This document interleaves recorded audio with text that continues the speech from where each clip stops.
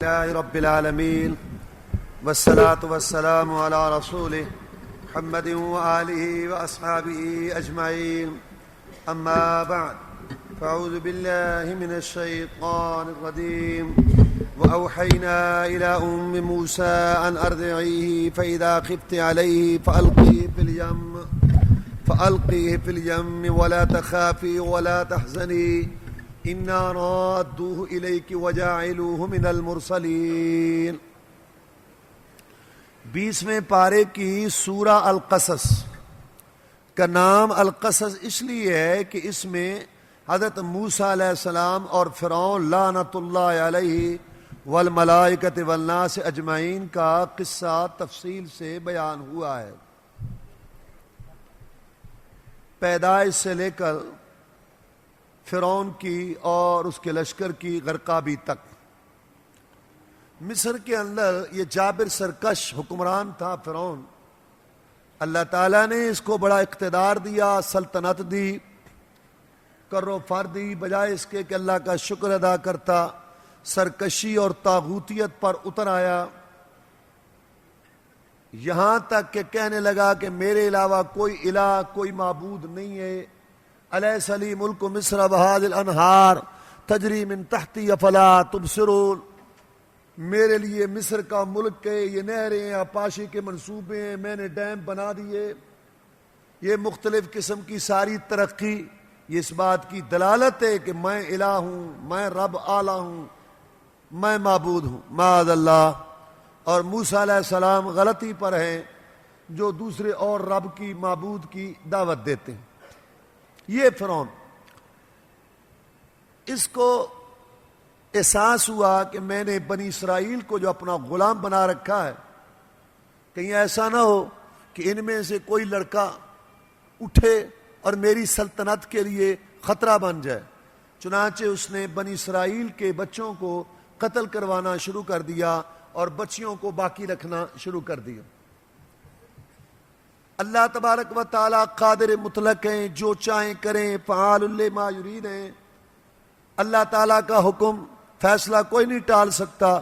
اللہ نے فیصلہ کیا تھا کہ اس سرکش کی سرکشی، طاغوت کی طاغوتیت کو موسیٰ علیہ السلام کے ہاتھوں ختم کروانا ہے اور اس کو ذلیل کروانا ہے اور موسیٰ علیہ السلام کو اور اس کے ساتھیوں کو کامیاب کرنا ہے، اور جب اللہ کو فیصلہ کر دے تو پھر اللہ کے فیصلے کو رد کرنے والا کوئی نہیں۔ چنانچہ اللہ تعالیٰ نے موسیٰ علیہ السلام کو پیدا کیا بنی اسرائیل میں اور ان کو فرعون کے گھر پہنچایا اور اس کی پرورش فرعون کے گھر میں۔ اللہ فرماتے ہیں کہ ہم نے وحی کی موسیٰ کی طرف، وحی کا مطلب ہے ذہن کے اندر کوئی بات ڈالنا، القاء کرنا۔ موسیٰ علیہ السلام کی ماں کوئی نبیہ نہیں تھی، رسولہ نہیں تھی۔ اللہ تعالیٰ اپنے ولیوں، نیک بندوں کے ذہن میں بھی بات القاء کرتے ہیں، ڈالتے ہیں، جیسے کہ اللہ تعالیٰ نے قرآن مجید میں فرمایا وَأَوْحَىٰ رَبُّكَ إِلَى النَّحْلِ، کہ اللہ نے شہد کی مکھی کو وحی کی، یعنی القاء کیا کہ اس طریقے سے گھر بناؤ اور اس طریقے سے شہد تیار کرو۔ موسیٰ علیہ السلام کی ماں کو ہم نے وحی کی کہ ان ارضعیہ ہے کہ آپ موسیٰ علیہ السلام کو دودھ پلائیں، فَإِذَا خِفْتِ عَلَيْهِ، اور جب آپ کو ڈر ہو، اس پر خطرہ محسوس کریں، کیونکہ فرعون کے کارندے اور دایاں بھی ساتھ ان کے شامل تھیں، وہ معلوم کرتی رہتی تھی پڑتال کہ بنی اسرائیل کے کسی گھرانے میں کوئی بچہ تو نہیں پیدا ہوا یا بچہ موجود تو نہیں ہے۔ تو اللہ تعالیٰ نے ان کو یہ بات سمجھائی اور القاء کی کہ جب آپ ڈر محسوس کریں تو اس کو سمندر میں ڈال دو، لازمی بات ہے کسی بکس کے اندر، اور نہ ڈر نہ غم کر اس موسیٰ علیہ السلام کو ہم آپ کی طرف لوٹائیں گے اور اس کو رسول بھی بنائیں گے۔ ہمارے تیرے ساتھ 2 وعدے ہیں، ایک تیرا بیٹا تجھے ملائیں گے، ایک اس کو رسول بنائیں گے۔ اب یہ بکس جو تھا پانی کے اندر تیرتا ہوا فرعون کے محل کے قریب پہنچا۔ فرعون کے محل والوں نے جب دیکھا کہ ایک بکس جا رہا ہے تیرتا ہوا پانی میں، تو انہوں نے اس کو پکڑ لیا بکس کو۔ جب بکس کو دیکھا، کھولا، دیکھا تو اس کے اندر ایک بچہ ہے، مسکرا رہا ہے۔ اللہ فرماتے ہیں موسیٰ علیہ السلام ہم نے تجھے ایسا منموہنا بنایا تھا، ایسا پیارا بنایا تھا کہ جو تجھے دیکھتا تھا اس کے دل میں تیری محبت آ جاتی تھی۔ وَأَلْقَيْتُ عَلَيْكَ مَحَبَّةً مِّنِّي، ہم نے تیرے اوپر محبت ڈال دی تھی کہ جو تجھے دیکھتا ہی رہتا اور تیرے ساتھ پیار اور محبت کرتا۔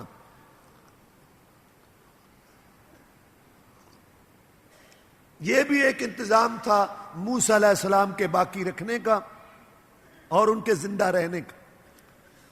تو اب فرعون کی چونکہ اولاد نہیں تھی تو اس کی بیوی کو یہ بچہ بڑا پسند آ گیا، تو وہ کہنے لگی کہ اس کو ہم قتل نہ کریں، کیونکہ خدشہ یہی تھا کہ جو بکس کے اندر آیا ہے یہ بنی اسرائیل کی کسی عورت کا ہے جس نے ڈر کے اپنا بچہ جو ہے سمندر کی لہروں کے سپرد کر دیا بکس میں ڈال کر، لہذا یہ خطرے کا باعث نہ بنے، قتل کا خدشہ تھا، تو اس لیے وہ کہنے لگی کہ اس کو قتل نہ کرو، اس کو ہم اپنی اولاد بنا لیں۔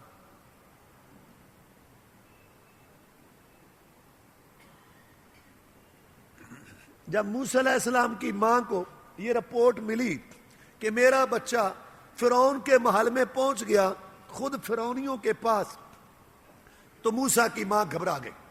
قرآن میں ہے وَأَصْبَحَ فُؤَادُ أُمِّ مُوسَىٰ فَارِغًا، موسیٰ علیہ السلام کی ماں کا دل ہر طرف سے فارغ ہو کر بچے کے پیچھے لگ گیا، بچے کی سوچ، بچے کی فکر، اس کے بارے میں تڑپ اور اس کے بارے میں فکر مند ہونا قریب تھا کہ موسیٰ کی ماں اسی صدمے پریشانی میں بڑبڑا اٹھتی، او میرا بیٹا کہاں، میرا بیٹا میرا بیٹا، تو راز کھل جاتا۔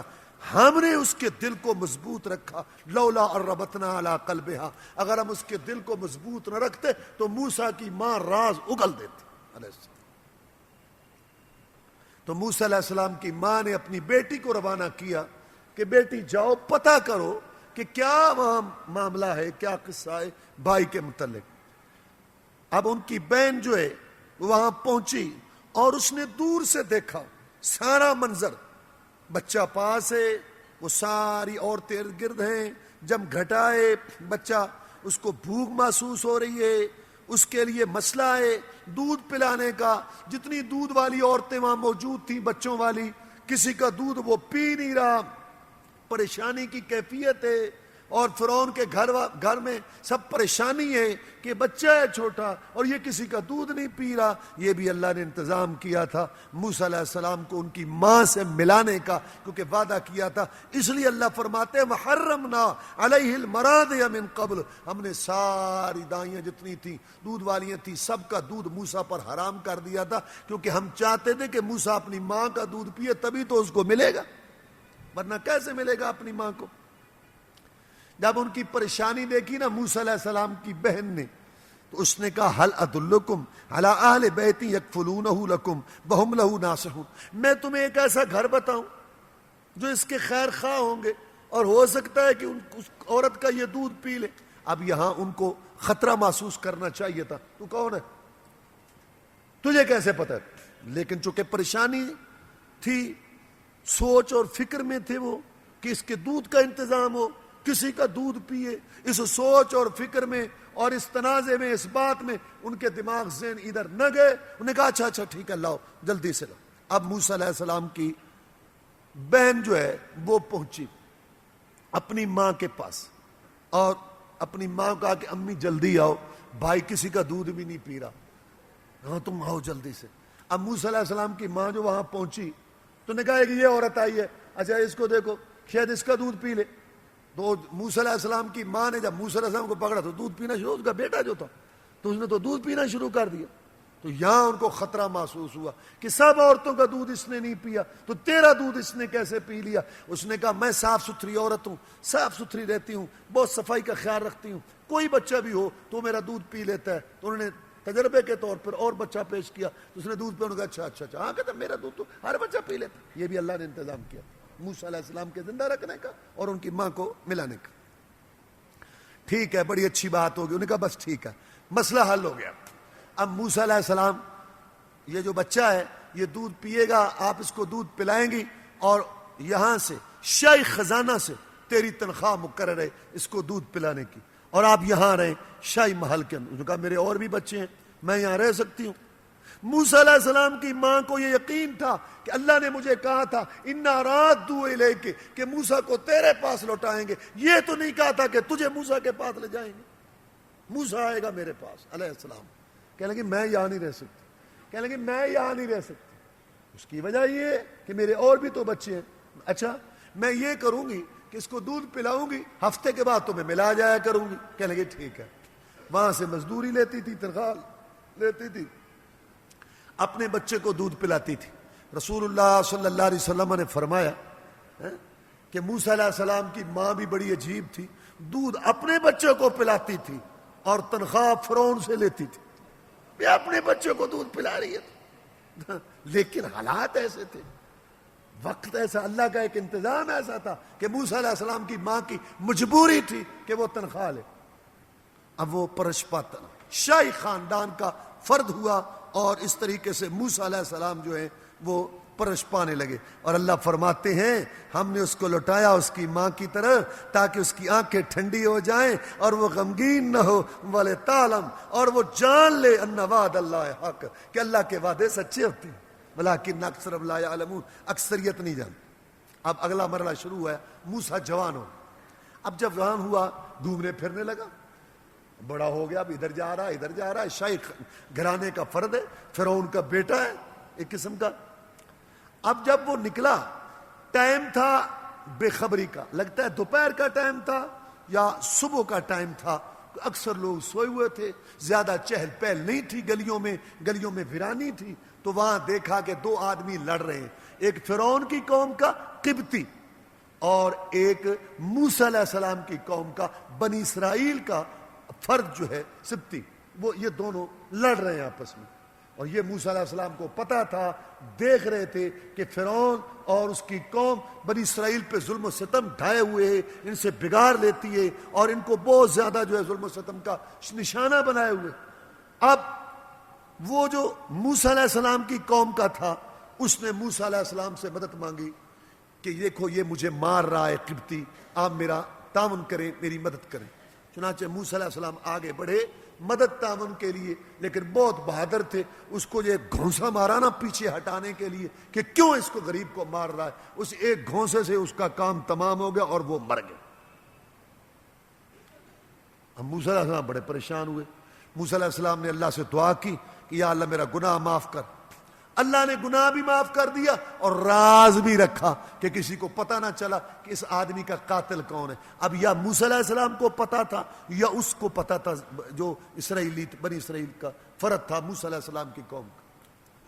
اب دوسرے دن جو موسیٰ علیہ السلام پھر نکلے جا رہے تو وہی آدمی ایک اور سے لڑ رہا ہے، وہی آدمی ایک اور سے الجھ رہا ہے، تو اس کو جو دیکھا تو اس نے پھر بلایا مدد کے لیے، تو اس کو کہنے لگے ڈانٹ کے طور پر کہ تو عجیب آدمی ہے، جھگڑالو قسم کا، ہر روز کسی سے جھگڑ رہا ہوتا ہے۔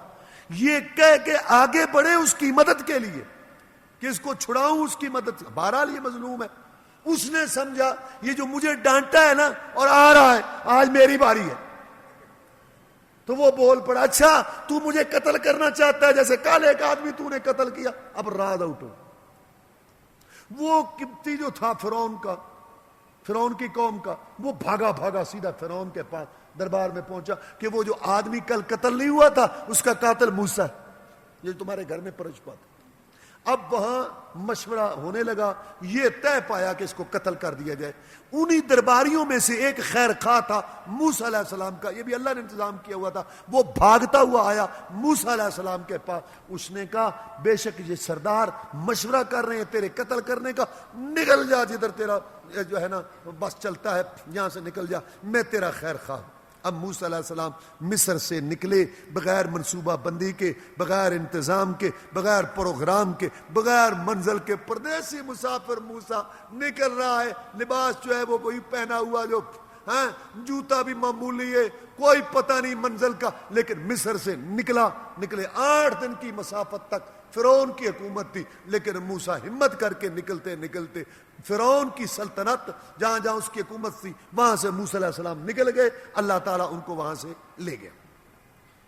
آگے علاقہ تھا مدین کا، وہاں پہنچے، جب مدین کے علاقے میں پہنچے، یعنی جو فرعون کی سلطنت میں شامل نہیں تھا، تو وہاں یہ منظر دیکھا کہ کنواں ہے وہاں لوگ اپنی بکریوں بھیڑوں کو پانی پلا رہے ہیں، وہاں سے کھینچ کھینچ کے کئی آدمی ملتے ہیں تو کنویں سے ڈول کھینچتے ہیں اور پانی پلاتے ہیں اپنے ریوڑ کو. دور دو لڑکیاں حیادار شرمیلی پردے کے ساتھ اپنی بکریوں بھیڑوں کو روک کے کھڑی ہیں ان کے آگے. اگر بھیڑ بکری بتقاضا طبیعت وہ پیاس کی وجہ سے پانی پینے کے لیے آگے بڑھتی ہیں، وہ دوسری بکریوں بھیڑوں کی طرف آنے تو وہ دونوں بھاگ کے آگے سے روکتی ہیں اپنی بکریوں بھیڑوں کو، تاکہ ہماری بکریاں بھیڑیں ان بھیڑوں بکریوں میں نہ جائیں جہاں مرد کھڑے ہیں، کیونکہ اگر یہ جائیں گی تو ہمیں ان کو واپس لانے کے لیے جانا پڑے گا. اس طریقے سے ہم مردوں کے قریب ہوں گی، ہم مردوں کے قریب نہیں جاتی. لہذا اب اپنی بھیڑوں بکریوں کو آگے سے بڑی چوکنا ہو کر کنٹرول کر رہی ہیں کہ ادھر نہ جاؤ. موسیٰ علیہ السلام نے یہ منظر دیکھا کہ سارے لوگ اپنی بکریوں بھیڑوں کو پانی پلا رہے ہیں اور اس علاقے میں کنواں بھی یہی ہے، پانی بھی یہی ہے اور کہیں پانی نہیں ہے. وہ دو لڑکیاں بیچاری کھڑی ہیں. موسیٰ علیہ السلام کو ترس آیا تو جا کے ان سے پوچھا تم کون ہو اور یہاں کیوں کھڑی ہو؟ انہوں نے کہا کہ ہمارا باپ بوڑھا ہے، یہ مجبوری ہے، بھائی ہے نہیں، بکریاں چراتی ہیں باہر آتی ہیں، لیکن ہماری تربیت ایسی ہوئی ہے، باپ کی یہ تعلیم ہے، ہمیں تربیت ہے، جب تک یہ مرد حضرات اپنی بھیڑوں اور بکریوں کو یہاں سے دور نہیں لے جاتے اور کنواں خالی نہیں ہو جاتا، ہم اس وقت تک اپنی بھیڑوں بکریوں کو وہاں لے کے نہیں جاتے. یہ قرآن بیان کر رہا ہے اور لوگ پڑھتے ہیں، سنتے ہیں، درس ہو رہے ہیں ٹی وی پر بھی، ریڈیو پر بھی، مساجد میں بھی سارے. اور پھر یہ بے پرد عورتیں گھوم رہی ہیں اور جناب مخلوط مدرسے ہیں وہ مردوں میں جا رہی ہیں اور مرد عورتوں میں جا رہے ہیں، دفتروں میں، مارکیٹوں میں، بازاروں میں. اور یہ رمضان کی راتیں ہیں، آخری عشرہ ہے، رحمت کی راتیں ہیں، اور یہاں شاپنگ کے نام پر بےہودگی بے حیائی بازاروں کے اندر الامان والحفیظ. اور یہ سارا کچھ قرآن پڑھا جا رہا ہے کہ وہ بکریاں چرانے والی، ریوڑ چروانے والی، وہ چرواہیاں ان کے اندر اتنی غیرت عفت عصمت تھی جو ان جناب کئی ڈگریاں لی ہوئی پڑھی لکھی جاہلات جو ہے ان کے اندر وہ نہیں آیا، شرم نہیں ہے جو ان چروائیوں کے اندر شرم اور حیات. اس وقت وہ ایک طرف کھڑی تو موسیٰ علیہ السلام کو ترس آیا، آگے بڑھے اور جا کے کنواں اس کا ڈول کھینچا، وہ جس کو 10 آدمی کھینچتے تھے، اکیلے موسیٰ نے پانی کھینچا اور بھر بھر کے ڈول پلائے ان کی بکریوں کو کہ تم بھی پلاؤ اپنی بھیڑوں اور بکریوں کو. موسیٰ علیہ السلام جو کہ اللہ تعالیٰ کی طرف سے ہونے والے نبی تھے، ان کی طبیعت کے اندر رحم دلی اور شفقت، مظلوموں کا حامی ہونا اور ان کی حمایت، نصرت، تعاون، یہ جذبات فطرتی طور پر موجود تھے. انہوں نے یہ تعاون کیا. وہ پانی پلا کے بکریوں کو وہ گھر میں چلی گئی. گھر میں پہنچی تو لازمی بات ہے کہ باپ نے پوچھا کہ میں آج جلدی آ گئی اور بکریاں بھی پانی پہلے سے زیادہ پی ہوئی ہیں، مطلب ہے اچھی طرح سے. پہلے تو بچا کھچا پانی جو ہوتا تھا وہاں موجود وہ پلاتی تھی، آج تو انہوں نے ٹھیک طور پہ پانی پیا. تو انہوں نے بات ساری بتائی. تو اب باپ کہتا ہے، بوڑھا باپ، دونوں میں سے ایک جاؤ اور اس کو مسافر کو، پردیسی کو بلا لاؤ. دیکھو اللہ تعالیٰ انتظام کر رہے ہیں خود بخود، اس کو بلا لاؤ تاکہ ہم اس کو مزدوری دیں اس پانی پلانے کی. اب قرآن نے ذکر کیا فجاءتہ احداہما تمشی علی استحیاء، پس آئی موسیٰ علیہ السلام کے پاس ان دونوں میں سے ایک جو حیا شرم کی پتلی تھی، جو حیا پر چلتی تھی، اس کی چال وقار، اس کی شرم حیا کا قرآن نے ذکر کیا اور تعریف کی. رہتی دنیا تک اس عفت والی، عصمت والی، شرم و حیا والی پاک دامن لڑکی کا تذکرہ قیامت تک لوگوں کی زبان پر رہے گا کہ وہ جو تھی حیا اور شرم والی، وہ چلتی ہوئی آئی. اللہ اکبر. عورت کی سب سے بڑی دولت، عورت کی قیمت، عورت کا مقام اس کی عفت، عصمت ہے، اس کی شرم اور حیا ہے. رسول اللہ صلی اللہ علیہ وسلم نے فرمایا پوری دنیا میں جتنا سامان ہے، سونا چاندی ہیرے موتی جواہرات تاج و تخت، خیر متاع الدنیا المرأۃ الصالحہ، ان سب میں سے بہترین چیز، بہترین سامان نیک عورت. آگے آپ نے فرمایا وہ کون ہے؟ خامن جب اس کو دیکھے تو خامن کو خوش کر دے، جب حکم کرے تو خامن کی بات مانے، اور جب خامن غائب ہو تو اس کے مال کی اور اپنے نفس جان کی حفاظت کرے. یہ عورت 5 ٹائم نماز پڑھے، رمضان کے روزے رکھے، شرم و حیا عفت و عصمت میں رہے، اور یہ پاک دامنی میں اللہ کی بنائی ہوئی جنت کے 8 دروازوں میں سے جس سے چاہے جنت میں چلی جائے۔ آ کے کہنے لگی قالت ان ابی یدعوک، میرا باپ تجھ کو بلاتا ہے۔ اب یہاں ذہن میں بات آ سکتی، کون ہے تو لڑکی، کیوں تیرا باپ مجھ کو بلاتا ہے؟ خیال آ سکتا ہے موسیٰ کے ذہن میں، نوجوان لڑکی ہے، مجھے بلا رہی ہے اور کہتی ہے کہ میرا باپ بلا رہا ہے، معاملہ کیا ہے؟ سبحان اللہ، کتنی عقل مند اور سمجھدار تھی۔ کہتی ہے میرا باپ تجھے بلا رہا ہے، وہ مزدوری دینے کے لیے، جو پانی تو نے پلایا ہماری بکریوں کو۔ اب وہاں موسیٰ علیہ السلام پہنچے، جا کے ان کے باپ کو سارا قصہ بیان کیا، تو اس نے کہا بس تو ڈر نہیں، یہاں اس کی کوئی حکومت نہیں ہے، تو یہاں آ گیا۔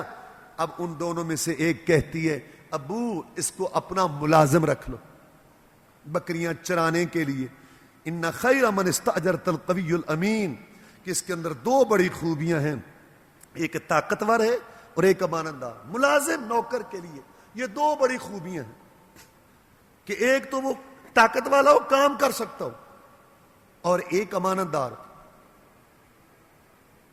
ایک آدمی بڑا طاقتور ہے، بڑی قوت والا ہے، کام، لیکن امانت دار نہیں، پیسے پر، عزت پر، گھر پر، مال پر، دکان پر امین نہیں۔ اور آج کل سب سے بڑا مسئلہ یہ بنا ہوا کہ امین نہیں کو ملتا۔ رسول اللہ صلی اللہ علیہ وسلم نے فرمایا کہ وقت آئے گا لوگ اشارے کریں گے فلاں جگہ ایک امین رہتا ہے، کیا مطلب؟ یہاں تو سارے بے ایمان ہی رہتے ہیں، ایک وہاں رہتا ہے امین، یہی بات ہوئی اور کیا ہوا؟ اللہ اکبر، امین کوئی نہیں ہوگا، امانت کسی۔ اور آج کل ہمارے علم میں ایسے دکاندار ہیں، ایسے لوگ ہیں جنہوں نے ہمیں بتایا ہے کہ آج کل یعنی امانت چونکہ نہیں ہے، ہم امانت کا مظاہرہ کرتے ہیں، امانت ثواب ملے گا، اللہ راضی ہوگا، لیکن ہمارا کاروبار بھی چمکا ہے امانت کی وجہ سے، چونکہ امانت ہے نہیں، لوگ کرتے نہیں ہیں۔ شروع میں تکلیف تو ہوتی ہے، لیکن بعد میں آرام سکون ہے، کاروبار دنیا بھی بنی آخرت بھی بنی امانت کی وجہ سے۔ اچھا، امیر بڑا ہے لیکن اٹھ نہیں سکتا، اٹھانا پڑتا ہے اس کو، کوئی فائدہ ہے اس کا؟ تو 2 چیزیں، طاقت بھی ہو، امانت بھی ہو، 2 چیزیں ہوں، وہ اس کے اندر موجود ہیں۔ کہتے ہیں کہ طاقت کا تو پتہ اس کو وہاں یہاں سے چلا کہ اس نے جو ڈول کھینچا نا موسیٰ علیہ السلام نے، وہ ڈول تھا جس کو 10 آدمی مل کے کھینچتے تھے، موسیٰ علیہ السلام اکیلے نے کھینچا۔ اور امانت یہ تھی کہ جب وہ چل رہی تھی راستہ تو وہ جانتی تھی، تو موسیٰ علیہ السلام پیچھے تھے، تو موسیٰ علیہ السلام نے اس کو کہا میں آگے چلتا ہوں، تو میرے پیچھے چل اور مجھے راستہ بتاتی جا کہ میں نے دائیں جانا ہے یا بائیں جانا ہے یا سیدھا جانا ہے۔ یہاں سے اس نے کہا اپنے باپ کو کہ ابو یہ طاقتور بھی ہے اور امانت دار بھی ہے۔ اب انہوں نے کہا، سوچا انہوں نے کہ ملازم کی بھی ضرورت ہے، اب ماہانہ تنخواہ بھی نہیں دے سکتے، ہم حالات اجازت نہیں دیتے، اس کو ویسے نوجوان کو گھر رکھ بھی نہیں سکتے، اب ایک ہی صورت ہے کہ اس کی شادی کر دوں اپنی لڑکیوں میں سے ایک لڑکی کے ساتھ۔ تو انہوں نے کہا انی اريد ان انکحک احدی ابنتی ہاتین علی ان تأجرنی ثمانیہ حجج، میرا ارادہ ہے کہ میں تیرے ساتھ ان 2 بیٹیوں میں سے ایک کی شادی کر دوں، نکاح کر دوں، اور اس بات پر کہ تو 8 سال بکریاں چرا، یہ شرط ہے، 8 سال تو بکریاں چرا ہماری، تو میں جو ہے اس کا وہ نکاح کر دیتا ہوں، اگر تو 10 سال پورے کرے تو وہ تیری طرف سے ہے، میں تجھے مشقت میں نہیں ڈالتا، انشاءاللہ تو مجھے نیک لوگوں میں پائے گا۔ یہ سلف صالحین کا طریقہ ہے کہ کسی نیک، کسی اچھے مرد پر یا گھرانے خاندان پر اپنا رشتہ پیش کرنا۔ صحابہ کرام رضوان اللہ علیہ مجمعین، اہل علم صالح ایسے کرتے۔ سعید بن مسیب تابعین میں سے سردار، سید التابعین، صحابہ کرام رضوان اللہ علیہ مجمعین کے علوم کا وارث، محمد صلی اللہ علیہ وسلم کے مصلی کا وارث، مسجد نبی میں بیٹھ کے پڑھاتا تھا یہ سعید بن مسیب۔ اپنے شاگردوں میں سے ایک شاگرد اچھا لگا علم میں، نیکی میں، تقوی میں، تو سعید بن مسیب نے اپنی لڑکی اس کو پیش کی، وہ راضی ہوا، اپنی لڑکی کا نکاح اس سے کر دیا۔ اور لڑکی بھی کیسی تھی کہ جب وہ گئی نا اپنے خامند کے پاس اس کے گھر میں، تو صبح جب اس کا خامند اپنا بستہ وغیرہ اٹھا کے علم حاصل کرنے کے لیے جیسے پہلے آتا تھا مسجد نبوی میں آنے لگا، تو اس کی بیٹی کہتی ہے کہ کہاں جا رہے ہو؟ اس نے کہا ٹھیک ہے شادی ہو گئی ہے، شادی اپنی جگہ ہے، لیکن میں علم تو نہیں چھوڑ سکتا. تیرا باپ جو محمد کریم صلی اللہ علیہ وسلم کی حدیث اور سنت کے موتی لٹا رہا ہے مسجد نبوی کے اندر، میں وہ سمیٹنے کے لیے جا رہا ہوں، میں علم نہیں چھوڑ سکتا. اس نے کہا میرے سرتاج میں تمہیں علم سے کب روکتی ہوں، بے شک پڑھو جاؤ، لیکن میں یہ کہنا چاہتی ہوں کہ تابعین کے سردار، صحابہ کرام کے علوم کے وارث، محمد کے مصلی کا وارث میرا باپ سعید المسیب، اس کا سارا علم تو میں تیرے گھر میں لے آئی ہوں. وہ تو آ گیا علم، سیکھنا ہے تو کہیں اور جا کے سیکھ. تو یہ سلف صالحین کا طریقہ رہا. اس کو عیب سمجھنا یا برا سمجھنا یا اس کو اچھا نہ سمجھنا، یہ بات صحیح نہیں ہے. حضرت عبداللہ بن عباس فرماتے ہیں رضی اللہ تعالیٰ عنہ کہ میں جانتا ہوں کہ موسیٰ علیہ السلام نے کون سا وعدہ پورا کیا تھا، 8 سال والا یا 10 سال والا. تو شاگردوں نے پوچھا کہ آپ بتائیں ہمیں، کہا 10 سال والا، کیونکہ نبی جب وعدہ کرتا ہے نا تو وہ جو وعدہ ہوتا ہے نا اتم پورا اس کو کرتا ہے، زیادہ جو افضل ہے وہ بات کرتا ہے. چنانچہ موسیٰ علیہ السلام نے 10 سال پورے کیے تھے. اب 10 سال کے بعد موسیٰ علیہ السلام اپنی بیوی کو لے کے وہاں سے چلے، اجازت لے کے وہاں سے چلے. اب راستہ بھول گئے، سردی کا موسم تھا، رات تھی تاریک، روشنی کی بھی ضرورت تھی، سردی دور کرنے کے لیے بھی آگ کی ضرورت تھی. اب چل رہے تھے اپنی بیوی کو ساتھ لے کر، صحرائے سینا کو پار کر رہے تھے تو طور پہاڑ پر دیکھا آگ کی روشنی، کہ آگ کی روشنی ہے. تو بیوی کو کہتے ہیں کہ تو یہاں ٹھہر، وہ مجھے آگ نظر آ رہی ہے، میں وہاں سے کوئی خبر لاتا ہوں کہ ہم کدھر جا رہے ہیں اور ہم نے کدھر جانا ہے، یا وہاں سے آگ کا کوئی انگارہ لاتا ہوں تاکہ تم سیکو اور یہ تمہاری سردی دور ہو. جب دیکھا موسیٰ علیہ السلام نے آ کے وہاں جب پہنچے تو آواز آئی. موسیٰ علیہ السلام جب وہاں پہنچے طور پہاڑ کے قریب اور اس کو دیکھا، طور پہاڑ کے پاس ایک درخت ہے اور وہاں سے آگ نکل رہی ہے. موسیٰ علیہ السلام بڑے حیران ہوئے، درخت سے آگ نکل رہی ہے. یوں جو دیکھا تو لائٹ آگ کی آسمانوں تک تھی، غور سے دیکھا تو درخت سبزی میں زیادہ ہو رہا تھا اور آگ روشنی میں زیادہ ہو رہی تھی. دیکھ ہی رہے تھے کہ آواز آئی وادی کے دائیں جانب سے، مقدس ٹکڑے میں سے، درخت کی طرف سے، یا موسیٰ، اے موسیٰ، انی اللہ، میں اللہ ہوں، رب العالمین، رب تمام جہانوں کا. اب یہاں صوفی کہتے ہیں کہ اللہ ہر چیز میں ہے، تو یہاں اللہ درخت میں تھا تو درخت بولا کہ میں رب ہوں. وہ یہاں سے وحدت الوجود والے کہتے ہیں. حالانکہ یہ بات نہیں ہے. جیسے آپ کہتے ہیں کہ سعید کی آواز گھر سے آ رہی ہے، تو کیا گھر بول رہا ہے یا سعید بول رہا ہے؟ اللہ کی آواز درخت سے آ رہی تھی، آواز اللہ کی تھی لیکن آ وہاں سے رہی تھی. میں رب ہوں تمام جہانوں کا. اور اپنی لاٹھی ڈال. 16ویں پارے میں تھوڑی سی تفصیل بھی ہے. وما تلک بیمینک یا موسیٰ، تیرے ہاتھ میں کیا ہے؟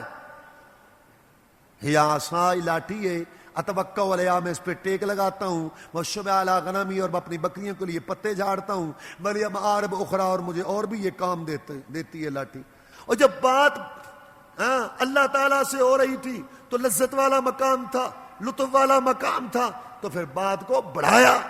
انہوں نے تو اللہ نے تو اتنی بات پوچھی تھی کہ تمہارے ہاتھ میں کیا ہے، تو آگے بات بڑھائی کیونکہ اللہ سے زیادہ باتیں ہو جائیں. یہاں کسی حاکم ڈی سی سے بات ہو رہی ہو نا، ہاں جی سر کر کے جناب ان کا اللہ ماہ پیشاب ہی نکلنا شروع ہو جاتا ہے. یعنی لوگ یہ پتہ نہیں کیا، اور اللہ سے بات ہو رہی ہو، سبحان اللہ حکم الحاکمین سے. تو موسیٰ نے بات کو بڑھایا. اب اللہ نے اس لیے پوچھا تھا کہ تیرے ہاتھ میں کیا ہے تاکہ اس کو اچھی طرح دیکھ لے. اللہ کو تو پتا تھا کہ اس نے اب کیا بننا ہے، تو کہ موسیٰ یہ نہ سمجھ لے کہ میں لاٹھی کی جگہ سوکھا ہوا سانپ ہی اٹھائے پھرتا تھا، پتہ نہیں دھوپ لگی ہے تو یعنی کئی خیالات آ سکتے. اللہ نے کہا اب یہ کیا ہے، اس کو دیکھ کیا ہے. اب اللہ تعالیٰ نے فرمایا لاٹھی کو ڈال دے. موسیٰ علیہ السلام نے لاٹھی ڈالی. فلما رآہا، جب موسیٰ علیہ السلام نے اس کو دیکھا، تہتز، حرکت کر رہی ہے، کأنہا جان، گویا کہ وہ جان ہے. قرآن میں ایک جگہ آیا ہے ثعبان مبین، اژدہا تھا. ایک جگہ جان آیا یعنی پھرتیلا تھا. اب ذہن قرآن پڑھنے والا سوچتا ہے، ایک جگہ اللہ کہتا ہے اژدہا تھا، ایک جگہ اللہ کہتا ہے پھرتیلا یعنی کہ پتلا تھا. نہیں، وجود میں اژدہا تھا، لیکن اژدہا جو ہوتے ہیں نا بڑے بڑے سانپ، ہیں ستونوں کی طرح پہاڑی سانپ، وہ ہل نہیں سکتے، پڑے رہتے ہیں کئی ماہ، لیکن وہ ہلنے میں، پھرتیلا ہونے میں ایسے تھا جیسے جان ہے، وجود میں ازدہ تھا لیکن چال میں جان تھا۔ واللہ مدبرن، موسیٰ علیہ السلام پشت دے کے بھاگ پڑے، ولم یعقب، پیچھے مڑ کے بھی نہ دیکھا، ہو گیا موسیٰ۔ یا موسیٰ اقبل ولا تخف، اللہ نے فرمایا موسیٰ ادھر آ، ڈر نہیں، انک بالآمنین، پکڑ لے اس کو، سنعیدھا سیرتھا الاولی، یہ اپنی پہلی حالت میں آ جائے گا۔ یہ اللہ نے مانوس کرایا، اللہ نے بھیجنا تھا نا فرعون کے پاس، تو اللہ کو تو پتا تھا کہ اگر وہاں لاٹھی ڈالے گا اور لاٹھی سانپ بنے اور موسیٰ میدان چھوڑ کے بھاگ گیا تو معاملہ خراب ہے، پہلے اس کو مانوس کر دوں کہ اس نے معجزہ بننا ہے۔ اور اس سے یہ بات واضح ہو گئی جو کئی دفعہ ہم بیان کر چکے ہیں، معجزہ اللہ کے قبضے میں ہوتا ہے، نبی رسول کے قبضے میں نہیں ہوتا، کرامت اللہ کے قبضے میں ہوتی ہے، ولی کے قبضے میں نہیں ہوتی۔ جب اللہ چاہتے ہیں نبی رسول سے معجزہ دکھا دیں، جب اللہ چاہتے ہیں ولی سے کرامت دکھا دیں، اہل شرک میں، اہل توحید میں، اہل باطل میں، اہل حق میں، اہل بدعت میں اور اہل سنت اہل حدیث میں یہ فرق ہے کہ اہل حق، اہل توحید معجزہ سے نبی رسول کا اختیار ثابت نہیں کرتے، کرامت سے ولی کا اختیار ثابت نہیں کرتے، جبکہ اہل بدعت، اہل ہوا، اہل شرک معجزہ کرامت سے، رسول نبی ولی کی کرامت سے اس کا اختیار ثابت کرتے ہیں، حالانکہ اختیار اللہ تعالیٰ کا۔ آپ نے دیکھا سنا کہ موسیٰ علیہ السلام کے ہاتھ سے معجزہ ظاہر ہوا، اس کے قبضے میں کنٹرول میں کیا ہونا تھا اس کو تو پتہ بھی نہیں تھا کہ کیا ہونا۔ لہذا معجزہ سے اختیار ثابت نہیں ہوتا، کرامت سے اختیار ثابت نہیں ہوتا، اختیار کنٹرول سب اللہ کا ہے، اللہ جب چاہے دکھا دے۔ دوسرا معجزہ اسلک یدک فی جیبک، یہ ہاتھ اپنا ڈال گریبان میں، تخرج بیضاء، سفید نکلے گا، سفید ایسا نہیں کہ کوئی پھل بیری والی بیماری ہے، نہیں، روشن، اور پھر اس کو ملا اپنے طرف، جب تجھے ڈر خوف ہو اس وقت اس کو اس طرح بیچ لیا کر۔ یہ دو معجزے ہیں، فذلک برہانان من ربک الی فرعون و ملئہ، ان کے پاس جاؤ، یہ معجزہ لے کر جاؤ۔ یا اللہ میں نے ایک آدمی قتل کیا تھا تو میں ڈرتا ہوں کہ مجھے قتل کر دے۔ موسیٰ علیہ السلام کو اپنی ذات کا ڈر نہیں تھا، اپنے قتل ہونے کی فکر نہیں تھی، موسیٰ علیہ السلام اس سے نہیں ڈرتے تھے کہ میں قتل کر دیا جاؤں۔ اصل مسئلہ یہ تھا موسیٰ علیہ السلام کو ذمہ داری کا احساس تھا، یا اللہ جو آپ ڈیوٹی میرے سپرد کر رہے ہیں میں اس کو ادا کرنا چاہتا ہوں، ادا کرنے کے بعد میں قتل ہو جاؤں، مجھے پکڑ لیں کوئی پرواہ نہیں ہے، لیکن میں ڈیوٹی تو ادا کر دوں۔ اس لیے کہا کہیں ایسا نہ ہو کہ میں آپ کی ڈیوٹی ادا کرنے سے پہلے جاؤں اور مجھے جاتے ہی پکڑ کے قتل نہ کر دیں، یہ مسئلہ ہونا چاہیے، میں اپنی ذمہ داری ڈیوٹی تو ادا کر دوں، یہ بات تھی، ورنہ موسیٰ قتل ہونے سے نہیں ڈرتا تھا۔ تو اللہ تعالیٰ نے اور پھر یہ بھی دعا کی کہ یا اللہ میرے بھائی ہارون کو بھی میرے ساتھ بھیج دو، اس کو بھی نبی بنا دو۔ اللہ نے کہا قد اوتیت سؤلک یا موسیٰ، موسیٰ ہم نے ہارون کو بھی نبی بنا دی۔ کہتے ہیں انسانی تاریخ میں کسی بھائی نے اپنے بھائی کو اتنا فائدہ نہیں پہنچایا ہوگا جتنا موسیٰ علیہ السلام نے اپنے بھائی کو پہنچایا، کہ اللہ تعالیٰ سے اپنے بھائی کو نبوت لے کر کہا جاؤ تم دونوں فرعون کے پاس۔ 16ویں پارے میں ہے فقولا لہ قولا لینا، جا کے موسیٰ کو بات نرم کرنا، موسیٰ علیہ السلام فرعون کو جا کے فرعون کو بات نرم کرنا۔ فرعون رب بنا بیٹھا ہے، فرعون معبود بنا بیٹھا ہے، سرکشی کی انتہا ہے، طاغوت کی انتہا ہے، لیکن اللہ کہتے ہیں اس سے بات نرم کرنا۔ لہذا دائی اور مبلغ کو بات نرم میٹھی، مسئلہ نہیں بدلنا۔ یہاں 3 گروہ ہیں، ایک گروہ ہے جی ماشاءاللہ کیا ایسی میٹھی میٹھی باتیں اور میٹھی میٹھی پیاری پیاری باتیں ماشاءاللہ ادھر ادھر کی، کہ توحید کی بات، حلال کی بات، صحیح حق کی بات وہ کرنی ہی نہیں۔ ایک تو یہ ہے، اور ایک وہ ہے جیسے کنین کھائی ہوئی ہے، ابھی صافی کا شربت پی کے آئے، بات کرنے سے پہلے ایسے چہرہ اور ایسے گفتگو، آدمی ڈر کے سوچتے کہ یہ کہنا کیا چاہتا ہے، اس نے سمجھنا کیا، وہ تو ویسے ڈر گیا ہے۔ تیسرے لوگ ہیں اور وہ بہت تھوڑے ہیں، مسئلہ نہیں بدلنا۔ 100 سپریم کورٹ کا جج بیٹھا ہو، اللہ کی قسم اللہ نے جو فرمایا، رسول نے جو فرمایا وہ حق ہے، مسئلہ نہیں بدلیں گے، لیکن ادب سے، احترام سے، اچھے لہجے سے، پیار محبت سے، یہ ہے اصل بات۔ ہارون رشید کو ایک دائی مبلغ صاحب بڑے ڈانٹنے لگے، جب حد سے بڑے، تو انہوں نے کہا جناب مجھ سے برا تھا فرعون اور آپ سے اچھا تھا موسیٰ علیہ السلام. اللہ نے بھیجا تھا اس کے پاس اور کہا تھا کہ موسیٰ بات نرم کرنا. میں جتنا بھی گیا گزرا ہوں فرعون سے تو برا نہیں نا, اور تم جتنے بھی اچھے ہو موسیٰ سے تو اچھے نہیں ہو نا. اچھا کئی صوفی کہتے ہیں ہم تو بڑے برے ہیں بابا, ہم تو فرعون سے بھی برے ہیں, ہم تو ابو جہل. لا لا حول ولا قوت الا باللہ, استغفر اللہ. ٹھیک ہے گناہ گار عاجزی کا مطلب یہ تو نہیں ہے کہ تم جہنمی بن جاؤ کہ ہم کتے ہیں جی, جہنم کے کتے ہیں جی, مگر کتے بنے, یہ عاجزی نہیں. ایک آدمی کی میں نے تقریر سنی, بڑا ہی مشہور مبلغ تھا ایک جماعت کا, بڑا ہی مبلغ. میں نے گاڑی میں تقریر سنی, کیسٹ لگی ہوئی تھی, میں نے پہلے سمجھا ریڈیو ہے, بہت سالوں کی بات. مجھے بعد میں کسی نے بتایا یہ فلاں صاحب ہے. تو اس تقریر میں اس نے ایک مثال دی, تو اس مثال کے آخر میں وہ کہنے لگا ہم اصل میں گدھے ہیں, حقیقت میں ہم گدھے ہیں, دیکھا جائے تو ہم گدھے ہیں. میں نے کہا پتہ نہیں کون فضول. تو مجھے بتایا گیا کہ یہ فلاں آدمی, تو ایسے بھی آج ان کے ساری نہیں ہونی چاہیے کہ ہم جی کتے ہیں, ہم جی گدھے ہیں, ہم جی فرعون سے بھی برے ہیں, ہم تو جنمی ہیں. نہیں نہیں, یہ بات نہیں. تو اس نے کہا میں جتنا بھی برا ہوں تو میں فرعون سے تو برا نہیں ہوں, اور تم جتنے بھی اچھے ہو تو موسیٰ علیہ السلام سے تو اچھے نہیں. اب جا کے انہوں نے سمجھایا. یہ بات جو ہے آگے یہ پیچھے گزر چکی ہے, آپ پڑھ چکے ہیں 19ویں پارے میں کہ انہوں نے جا کے تبلیغ کی. اس میں ایک بات بتانا چاہتا ہوں پھر میں آگے چلتا ہوں, وہ آپ سن چکے ہیں آگے جو ہوا. اچھا وہ بات یہ ہے کہ جب موسیٰ علیہ السلام نے جا کے تقریر کی نا, وہ سمجھ 16ویں پارے کی بات ہے, جب جا کے تقریر کی نا تو ماشاءاللہ تقریر دل پذیر تھی, پرتاثیر تھی, نبوت رسالت کی زبان تھی, اللہ کا پیغام تھا, دربار پہ سناٹا چھا گیا, وزیر مشیر سب مبوس. کل بھی تم نے تقریر سنی, کل یا پرسوں بھی تو تم نے تقریر سنی نا موسیٰ علیہ السلام کی, مجھے آگے اس سے واقعہ آخر تک موسیٰ علیہ السلام کے غرق ہونے تک, تو اس میں بھی آپ نے تقریر سنی تھی. تو اس میں جو ہے نا فرعون پریشان ہو گیا. اب فرعون نے ایک شوشہ چھوڑا, اور یہ بڑا خطرناک شوشہ, ہر دور میں دائی مبلغ کو پیش آتا اور شیطان پڑھاتا ہے. وہ کیا شوشہ تھا کہ وہ ایسا شوشہ ہے کہ دونوں طرف پھنستا ہے آدمی, دونوں طرف پھنستا ہے. کیا فما بال القرون الاولی, موسیٰ بڑوں کے متعلق تمہارا کیا خیال ہے, باپ دادا کے متعلق کیا خیال ہے. جب دیکھا نا فرعون نے کہ لوگوں کو اثر ہو رہا ہے, لوگ متوجہ ہو رہے ہیں, موسیٰ کی تقریر کامیاب رہی ہے اور میری طرف سے توجہ ہٹ رہی ہے, تو اس نے یہ شوشہ چھوڑا جو شیطان نے اس کو پڑھایا تھا. فما بال القرون الاولی, پہلوں کے متعلق, بڑوں یعنی باپ دادا کے متعلق تمہارا کیا خیال ہے.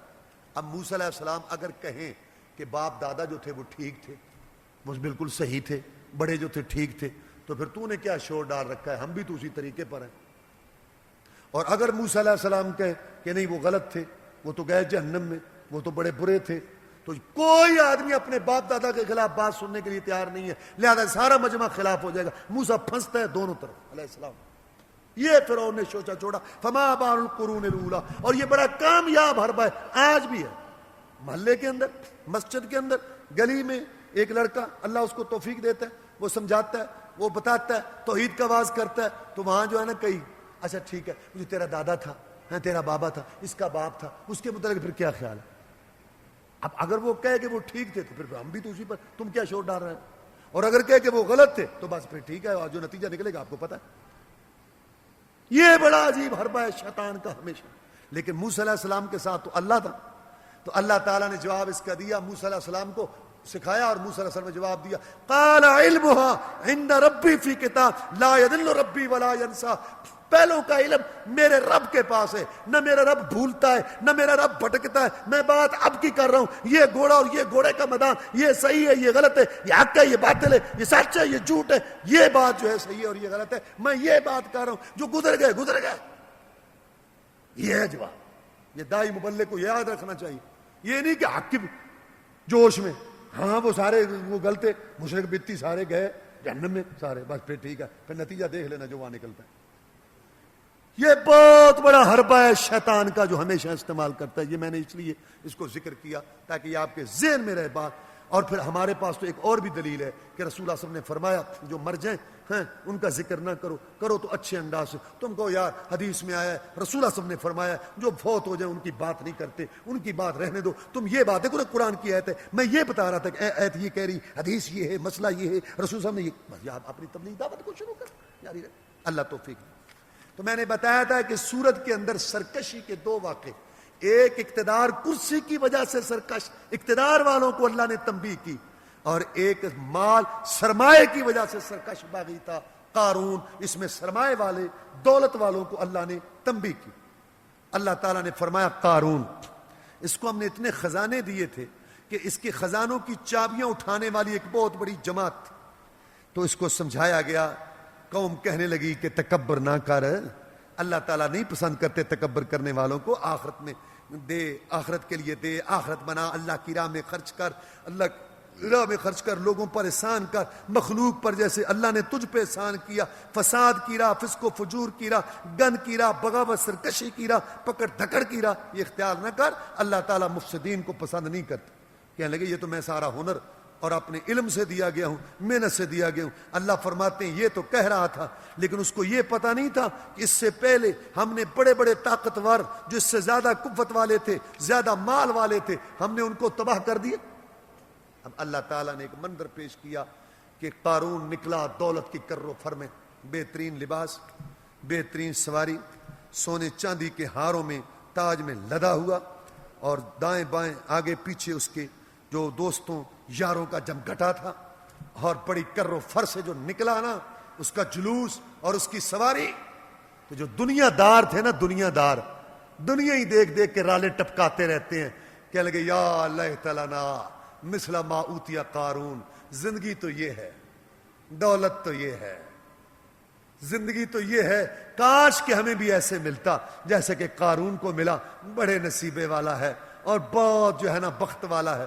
اہل علم نے کہا، اہل ایمان نے کہا افسوس ہے تمہارے لیے، جو اللہ کے پاس ہے وہ اس سے بہتر ہے، جنت جنت کی نعمتیں، اللہ کی مہمان نوازیاں وہ بہتر ہیں، باقی رہنے والی ہیں، دنیا فانی ہے۔ ہاں چپ کرو، تم تو ترقی کی راہ میں رکاوٹ ہو، تمہاری ملائیت لے کے گئی، بس ٹھیک ہے، ہاں زندگی تو یہ ہے، کیا کر رو فر ہے، کیا ٹھاٹ باٹ ہے، کیا نام ہے، بھائی بھائی بھائی دولت کیا کروں۔ جب اپنے تکبر اور گھمنڈ کی وجہ سے اللہ فرماتے ہم نے اس کو دھنسا دیا، کوئی جماعت نہیں تھی پھر جو اس کی مدد کر سکتی، اور نہ وہ خود انتقام لے سکا۔ جب وہ غرق ہونے لگا تو جو کل رالے ٹپکا رہے تھے دنیا دار دیکھ کے کہنے لگے توبہ توبہ، یا اللہ تیرا شکر ہے 2 وقت کی تو نے روٹی دی ہوئی ہے، شکر ہے یا اللہ، شکر ہے ہم راضی ہیں تجھ پر، یہ انجام ہونا ہے نا۔ تو پھر آج ایک آدمی مجھے کہہ رہا تھا، بات عبرت کے لیے، ہم کو کسی پہ خوش نہیں ہو رہے، اللہ تعالیٰ معاف کرے، اللہ ہم سب کو اپنی حفاظت میں رکھے۔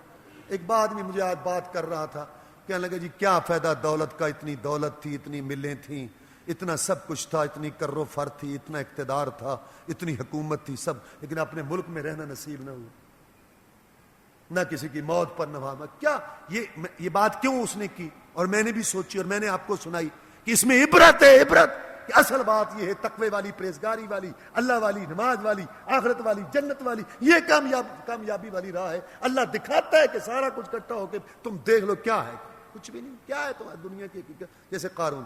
اور آخرت کا بیان کرتے ہوئے اللہ نے فرمایا تلک الدار الاخرہ، آخرت کا گھر نجعل ہم بناتے ہیں اس کو للذین لا یریدون علوا، جو نہیں ارادہ کرتے کہ دنیا میں علو اور بڑائی کا ارادہ نہیں کرتے، فی الارض زمین میں ولا فسادہ، اور نہ فساد، جو علو طرف ہو، بڑا اونچا عہدہ، میرا نام، میں یہ فلاں، فرمایا ان کے لیے آخرت نہیں ہے، یہ آخرت میں تباہ ہوں گے، عاجزی والے، انکساری والے، فساد سے دور رہنے والے۔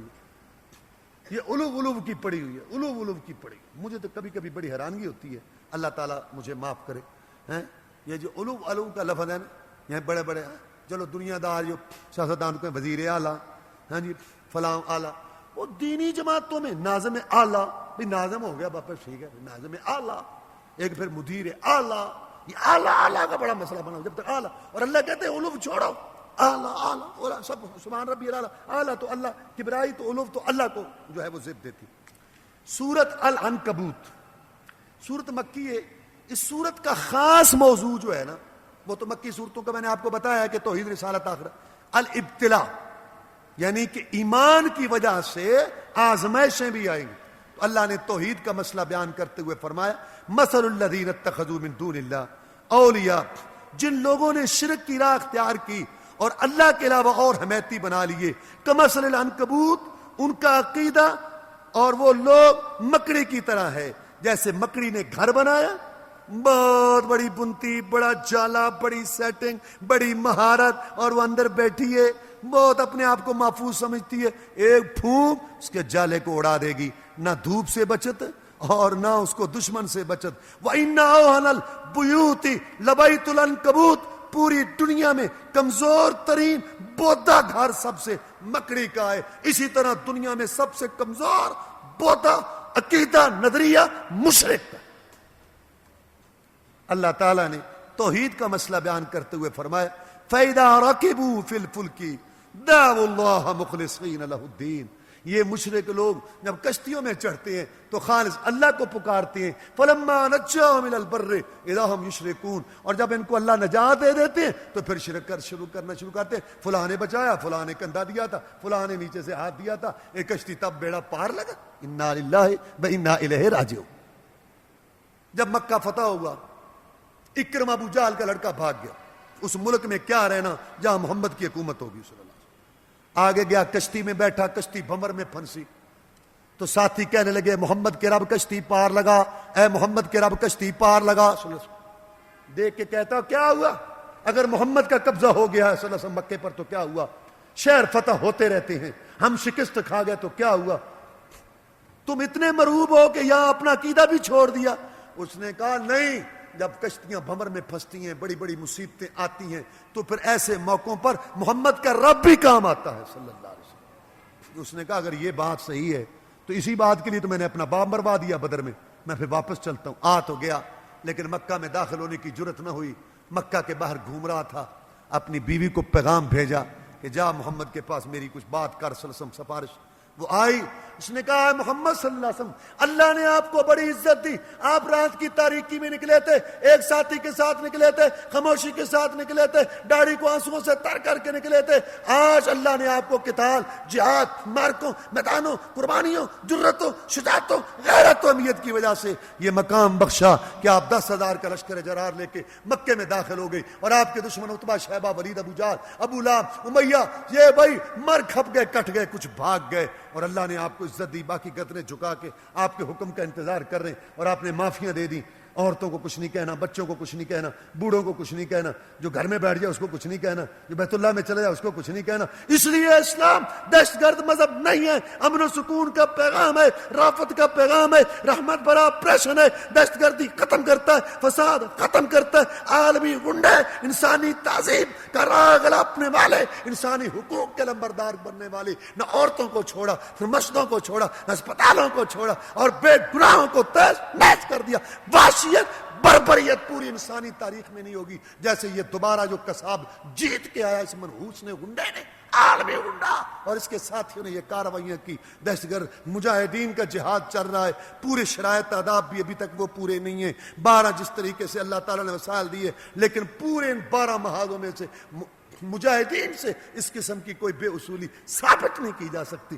دشمن بھی اس کا اعتراف کرتا اس گئے گزرے دور میں. تو دہشت گرد یہ ہے, نہ کہ اسلام. رسول اللہ صلی اللہ علیہ وسلم اللہ نے آپ کو عزت دی, آپ نے اتنی معافیاں دے دی. ایک اور بہت بڑا مجرم ہے, بڑے مجرم کا بیٹا ہے, اگر آپ اس کو بھی معاف کر دیں تو آپ کی عزت میں اضافہ ہوگا. کون؟ اکرمہ, ابو جہل کا لڑکا. میں ٹھیک ہے, اس کو بھی معافی. اکرمہ کو معافی مل گئی, آ گیا, مسلمان ہو گیا. شرم کے مارے رسوم کے چہرے پر نظر بھر کے نظر نہیں ڈالتا تھا. ہاں, شرم کی وجہ سے. اللہ کا رسول ہے, نبی ہے, اور میں اس کے خلاف شرک کفر کا جھنڈا اٹھا کے لڑتا رہا. اور کفارہ ادا کرنے کے لیے ابوبکر صدیق کے دور میں رضی اللہ عنہ جھوٹے نبی کے لشکر کے خلاف لڑ رہا تھا. لڑتے لڑتے فدائی کارروائی کرتے ہوئے کافروں کی صف میں گھس گیا. خالد بن ولید امیر تھے, ان کو پتا چلا, کہا اکرمہ پلٹو, واپس آؤ, واپس آؤ, ایک ہی حلے میں ایک جرنل نہیں جانے دوں گا, اتنا تجربہ کار, واپس آؤ, پلٹو. کہا خالد میں تجھے اللہ کا واسطہ دیتا ہوں, اللہ کا واسطہ دیتا ہوں, میرے درمیان اور جنت کے درمیان حائل نہ ہو. تو پہلے مسلمان ہو چکا, تیرے گناہوں کا کفارہ ہو گیا ہوگا. میں بڑا مجرم ہوں, میرے جرائم کی فہرست بڑی لمبی ہے, مجھے اپنے جرائم گناہ معاف کرانے لینے دے. میں نے محمد سے سنا تھا سسم السیف محال للذنوب, تلوار گناہوں کو مٹاتی ہے, جہادی تلوار پاک صاف کرتی ہے. مجھے پاک صاف ہو کے جنت میں جانے دے, میرے اور میری جنت کے درمیان رکاوٹ نہ مان, میں تجھے اللہ کا واسطہ دیتا ہوں. اور محمد رسول اللہ نے فرمایا تھا صلی اللہ علیہ وسلم, جب کوئی اللہ کا واسطہ دے کے سوال کرے نا تو پھر اس کے سوال کو رد نہ کیا. فَإِذَا رَكِبُوا فِي الْفُلْكِ دعوا اللہ مخلصین لہ الدین. یہ مشرک جب کشتیوں میں پھنستے ہیں تو اس وقت اللہ کو پکار. یہ کن کی بات ہو رہی ہے؟ مکہ کے کافروں کی. یہ کن کی بات ہو رہی ہے؟ جو پہلے مشرک تھے اور کلمہ شریف پڑھنے والے, مسلمانوں کے گھر پیدا ہونے والے. 7 پشتی 15 پشتی مسلمان, 10 ہزار کلمہ شریف. یہ غرق ہوتے ہوتے ہو جائیں گے, ڈوبتے ڈوبتے ڈوب جائیں گے. ان کی زبان سے یہ نہیں جائے گا یا بہاول حق بیڑا دک, یہاں مجھے چشتی پار کر دے کشتی. یہ غرق ہوتے ہوتے ہوتے ان کے منہ پہ یا مین یا مین, یا علی مشکل کشا, یا مین, یا رسول اللہ, یہ آفرین, یا داتا. یہ نہیں چھوڑا. کہتے حرم میں جنازہ پڑھاؤ, اس کے بعد علی جویری کی قبر پر جا کے پڑھاؤ. انا للہ و انا الیہ.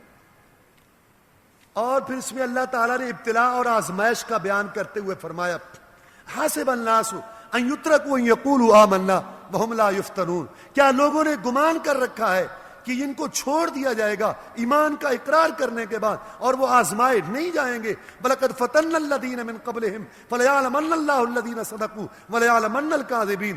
ہم نے آزمایا تھا ان سے پہلے لوگوں کو, اور ان لوگوں کو ہم نے آزمایا تھا تاکہ اللہ تعالیٰ وعدے کرے کہ کون ان میں سے سچے تھے اور کون جھوٹے تھے. رسول اللہ صلی اللہ علیہ وسلم تشریف فرما ہے. ایک صحابی حضرت خباب رضی اللہ تعالیٰ نے آ کے عرض کی کہ اللہ کے رسول دعا کرو, بہت تکلیف میں ہیں, بہت مصیبت میں ہیں. مکہ والوں میں سے جس کا دل چاہتا ہے پکڑ لیتے ہیں, مارتے ہیں, پیٹتے ہیں. دعا کرو اللہ ان مصیبتوں کو ختم کرے. تو آپ کعبہ کی دیوار کے ساتھ ٹیک لگا کے بیٹھے تھے, آپ سیدھے ہو کے بیٹھ گئے. میں بس تمہاری بس ہو گئی, حوصلہ ہار بیٹھے. ابھی تو تم پر وہ وقت نہیں آیا جو تم سے پہلے لوگوں پر آیا تھا. لوہے کی کنگھیوں سے ان کے جسم سے گوشت نوچا گیا, ان کے سر پر آرا رکھ کے ان کے 2 ٹکڑے کر دیے گئے. یہ چیز بھی ان کو دین سے, حق سے نہ ہٹا سکی. میرا اللہ میری مدد کرے گا, اللہ کی قسم یہ دین غالب آئے گا اور غلبہ پائے گا یہ دین. لیکن تم جلدی کرتے ہو. پھر یہ آیت پڑھی ام حسبتم ان تدخلوا الجنۃ ولما یاتکم مثل الذین خلوا من قبلکم مستهم البأساء والضراء وزلزلوا حتى يقول الرسول والذین آمنوا معه متى نصر اللہ الا ان نصر اللہ قریب. کیا تم نے گمان کر رکھا ہے کہ تم جنت میں یوں ہی چلے جاؤ گے اور تم آزمائے نہیں جاؤ گے؟ تم پر تو ابھی تک وہ وقت نہیں آیا جو پہلے لوگوں پر آیا تھا. اتنی جانی مالی تکلیفیں آئیں, ہلا کے رکھ دیے گئے. رسول بھی چیخ اٹھے اور ان کے ساتھی بھی پکار اٹھے کہ اللہ کی مدد کب آئے گی؟ خبردار, اللہ کی مدد قریب ہے. یہی وقت ہوتا ہے جب ہر طرف سے مایوسیاں ہو جائیں, گھیرے ہو جائیں, محاصرے آ جائیں, پریشانیاں آ جائیں, اپنے بگانے مخالف ہو جائیں. یہی وقت ہوتا ہے مدد آنے کا. یہاں اس وقت قائم ہونا ہوتا ہے, لیکن لوگ حوصلہ ہار بیٹھتے ہیں, ناداں گر گئے سجدے میں جب وقت قیام آیا. حضرت سعد ایک صحابی تھے رضی اللہ تعالی, وہ مسلمان ہو گئے. ان کی ماں کو پتہ چلا تو ان کی ماں نے کہا سعد میں نے سنا ہے تو مسلمان ہو گیا. کہتے ہاں مسلمان ہو گئے. تو پھر سن میری بات سن, میرا فیصلہ سن. میں کھانا نہیں کھاؤں گی, پانی نہیں پیوں گی, سر میں تیل نہیں لگاؤں گی, کنگھی نہیں کروں گی, سائے میں نہیں بیٹھوں گی, بھوکی پیاسی تڑپتی مر جاؤں گی. لوگ تجھے تانا دیں گے ماں کا قاتل آ رہا ہے. سعد نے سوچا ایک طرف ماں ہے, ماں کی ممتا ہے, اس کی گود ہے, اس کی چھاؤں ہے, اس کا پیار ہے, اس کی محبت ہے, اور ایک طرف دین ہے, حق ہے, اللہ رسول کی راہ ہے, توحید کا مسئلہ ہے. کس طرف جاؤں؟ جب کوئی ایمان کی راہ پہ چل پڑتا ہے, اللہ کے لیے اپنے آپ کو وقف کر لیتا ہے, پھر اس کو فیصلہ کرنے میں دیر نہیں لگتی. سعد نے فوراً فیصلہ کیا, ماں تیری جیسے 100 مائیں ہوں, ایک ایک کر کے تڑپ تڑپ کے جان دے دے, میں یہ تو برداشت کر سکتا ہوں, لیکن میں دین, ایمان, توحید, اللہ تعالیٰ کی محبت, حق کی راہ نہیں چھوڑ سکتا. کھانا کھانا ہے کھا, نہیں کھانا تو نہ کھا. اللہ نے اس کی تائید میں آیت اتار دی, وَوَصَّيْنَا الْإِنسَانَ بِوَالِدَيْهِ حُسْنًا. ہم نے انسان کو حکم کیا والدین کے ساتھ نیکی کر. وَإِن جَاهَدَاكَ لِتُشْرِكَ بِي مَا لَيْسَ لَكَ بِهِ عِلْمٌ. لیکن اگر والدین تجھے شرک کی بات کہیں, برائی کی بات کہیں, فَلَا تُطِعْهُمَا, تو ان کی اطاعت نہ کر. إِلَيَّ مَرْجِعُكُمْ, میری طرف لوٹ کے آنا ہے سب نے. فَأُنَبِّئُكُم بِمَا كُنتُمْ تَعْمَلُونَ, میں تمہیں تمہارے اعمال کی خبریں دوں. یہاں پھر اللہ تعالیٰ نے ابراہیم علیہ السلام کی آزمائش کا ذکر بھی کیا، وہ جو آگ میں ان کو ڈالا گیا. اسی طرح نوح علیہ السلام نے 950 سال باز کیا، وہ بات ہوئی. اور لوط علیہ السلام کا بھی تذکرہ ہوا، انہوں نے بھی تکلیف اٹھائی. اور پھر ساری قوموں نے جنہوں نے اللہ کی نافرمانیاں کی، اللہ فرماتے ہیں فَكُلًّا أَخَذْنَا بِذَنبِهِ، ان سب قوموں کو ہم نے تباہ کر دیا. فَمِنْهُم مَّنْ أَرْسَلْنَا عَلَيْهِ حَاصِبًا، کسی پر تو ہم نے پتھروں کی بارش کی. وَمِنْهُم مَّنْ أَخَذَتْهُ الصَّيْحَةُ، اور کسی کو چیخنے آ لیا فرشتے کی. وَمِنْهُم مَّنْ خَسَفْنَا بِهِ الْأَرْضَ، کسی کو ہم نے زمین میں دھنسا دیا. وَمِنْهُم مَّنْ أَغْرَقْنَا، کسی کو ہم نے غرق کر دیا. وَمَا كَانَ اللَّهُ لِيَظْلِمَهُم، کسی کو ترس نہ آئے، اللہ نے ان پر ظلم نہیں کیا تھا، وَلَٰكِنْ كَانُوا أَنفُسَهُمْ يَظْلِمُونَ، وہ اپنی جانوں پر ظلم کرنے والے تھے، اسی وجہ سے اس کا خمیازہ انہوں نے بھگتا. اور اللہ نے دنیا کی حقیقت اور آخرت کی حقیقت بیان کرتے ہوئے فرمایا ما هذه الحیات الدنیا الا لهو ولعب، دنیا کی زندگی تو ایک کھیل اور تماشا ہے. وان الدار الاخرۃ لہی الحیوان، اصل زندگی تو آخرت کا گھر ہے. لو کانوا یعلمون، کاش کہ دنیا کو پتہ چل. جیسے ایک مداری ہوتا ہے نا، وہ تماشا دکھاتا ہے، اب یہ ہو گیا، اب یہ ہو گیا، اب وہ دے گا، کرتب لوگ ہنس رہے ہوتے ہیں، خوش ہو رہے ہوتے ہیں، ڈرامہ دیکھ رہے ہوتے ہیں، یہ ہو گیا وہ، اچانک کھیل ختم. وہ کھیل ختم ہونے کا اعلان کر دیتا ہے. بہت افسوس ہوتے لوگ کہتے ہیں، سوچتے ہیں کاش کہ یہ کھیل اور کچھ دیر جاری رہتا. بس اسی طرح آنکھیں بند ہو جائیں گی اور سامنے بیوی اور بچے اور ساری دولت اور سب کچھ ان کو حسرت بھری نگاہوں سے ایسے دیکھ رہا ہوگا کہ دنیا کا کھیل ختم ہو جائے گا. سارے تمنا کریں گے اور وہ بھی کاش کہ کچھ دیر اور مہلت ملتی. اور اللہ فرماتے ہیں وَلَن يُؤَخِّرَ اللَّهُ نَفْسًا إِذَا جَاءَ أَجَلُهَا، اللہ تعالیٰ ایک سیکنڈ پل کے لیے بھی مہلت نہیں دیں گے جب کسی کا وقت آئے. سورہ روم مکی صورت ہے، اس کے اندر رومیوں کا وہ واقعہ بیان ہے. دنیا میں دو بڑی حکومتیں تھیں، ایرانیوں کی اور رومیوں کی. ان کی آپس میں جنگیں ہوتی رہتی تھی، کبھی ایرانی غالب آتے، کبھی رومی غالب آتے. ایرانی تھے آتش پرست، رومی تھے کتاب کو ماننے والے. مکہ والوں کی محبت اور ان کی خیر خائیاں جو تھیں وہ ایرانیوں کے ساتھ تھی. مسلمان اہل کتاب کو، رومیوں کو اچھا سمجھتے تھے. ایرانی غالب آتے، مکے والے خوش ہوتے، مسلمان پریشان ہوتے. اور رومی غالب آتے، مسلمان خوش ہوتے، مکے والے پریشان ہوتے. لڑائی ہوئی، ایرانی غالب آ گئے، انہوں نے رومیوں سے علاقے چھین لیے. مسلمان بڑے پریشان ہوئے. کافروں نے بھی بول مارے، کہنے لگے جیسے ہمارے بھائی آگ پوجنے والے، ہمارے بھائی آگ پوجنے والے، بت پرستی والے ایرانی غالب آئے ہیں تمہارے بھائیوں رومیوں پر، اہل کتاب پر، اسی طرح ہم بھی غالب آئیں گے تمہارے اوپر. مسلمانوں کو پریشانی ہوئی، اللہ نے پیشین گوئی کر دی. غلبت الروم، رومی مغلوب ہو گئے. فی ادنى الارض، قریب کی زمین شام کے علاقہ میں. ومن بعد غلبهم سيغلبون، ان قریب وہ غالب آئیں گے. فی بضع سنین، فی بضع سنین، چند سالوں میں. للہ الامر من قبل ومن بعد، ان کے فتح اور شکست کے بعد ہر قسم کا معاملہ اللہ کے لیے ہے. ویومئذ یفرح المؤمنون، اس دن مومن بھی جو ہے وہ خوش ہوں گے. بنصر اللہ، اللہ کی مدد کے ساتھ. ینصر من یشاء، اللہ مدد کرتے ہیں جس کی چاہتے ہیں. وهو العزیز الرحیم، وہ غالب رحم کرنے والا ہے. غالب ہے مجرموں کو پکڑنے میں، رحم کرنے والا ہے جو توبہ استغفار کرے ان کے لیے. یہ پیشین گوئی ہو گئی. مکے والوں نے کہا دیکھیں گے. پھر اللہ نے یہ وعدہ پورا کیا. رومی غالب آئے، انہوں نے اپنے علاقے چھینے ہوئے واپس لیے، غلبہ پایا. اور اس دن مومن جو خوش ہوئے اور ان کو ڈبل خوشی ہوئی. یہ اس دن ہوا جس دن بدر کے دن اللہ نے مسلمانوں کو غلبہ دیا کافروں پر. ادھر اہل کتاب رومی غالب آئے ایرانیوں پر، اور ادھر مسلمان غالب آئے مکہ کے کافروں پر. اللہ فرماتے ہیں وعد اللہ، یہ اللہ کے وعدے ہیں. لا یخلف اللہ وعدہ، اللہ اپنے وعدے کے خلاف نہیں کرتا. ولکن اکثر الناس لا یعلمون، اکثر لوگ نہیں جانتے. کیا جانتے؟ یعلمون ظاہرا من الحیات الدنیا، یہ دنیا کے ظاہری علوم جانتے ہیں. ومن الآخرۃ هم غافلون، یہ آخرت کے علوم سے غافل ہیں. یہ دنیا کے علوم کے پیچھے پڑے ہوئے ہیں. دنیا کے فنون، دنیا کے تجربات، دنیا کی ترقی، دنیا کی سوچ، دنیا کی کاروبار. ان کو آخرت کا پتہ نہیں ہے کہ مرنے کے بعد کیا ہوگا. یہ ظاہری جو ہے نا ٹیپ ٹاپ، ظاہری کر و فرہار سنگھار، اس پہ لگے ہوئے. کیا یہ غور و فکر نہیں کرتے کہ اللہ تعالیٰ نے جو کچھ زمین آسمان میں بنایا اور دو درمیان میں یہ ناحق نہیں بنایا، حق کے ساتھ ہے. اس کا ایک وقت مقرر ہے.